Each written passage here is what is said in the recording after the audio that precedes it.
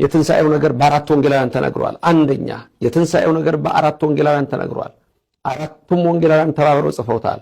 ማቴዎስ በ28ኛው ምዕራፍ፣ ማርቆስ በ16ኛው ምዕራፍ፣ ሉቃስ በ24ኛው ምዕራፍ፣ ዮሐንስ ወንጌላዊ በ20ኛው ምዕራፍ ክርስቶስ ተነስቷል።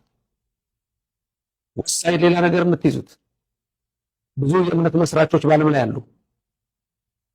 በፐርሺያ፣ በዛሬዋ ኢራን ዞራስትሪያኒዝም፣ በጥንቷ ባቢሎን የጣዖት እምነት መስራቾች የነበሩ ቡዲዝም፣ ሂንዱይዝም ብዙ እምነቶች አሉ።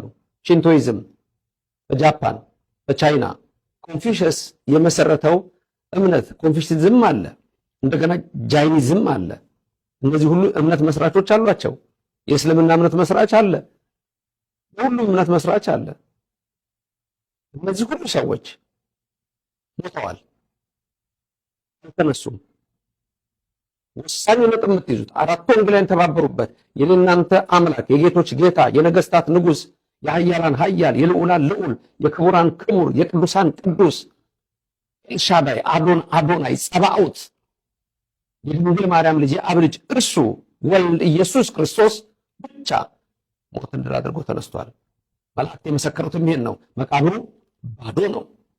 ሴቶቹ ሲመጡ እነ ማርያም መግደላዊት ምንድን ናቸው? ሕያውን ከሙታን መካከል ለምን ትፈልጉታላችሁ? ሕያውን ከሙታን መካከል ብዙ የእምነት መስራቾች አሉ፣ ሙታን ናቸው። ኢየሱስ ክርስቶስ የኔና የናንተ አምላክ ሕያው ነው።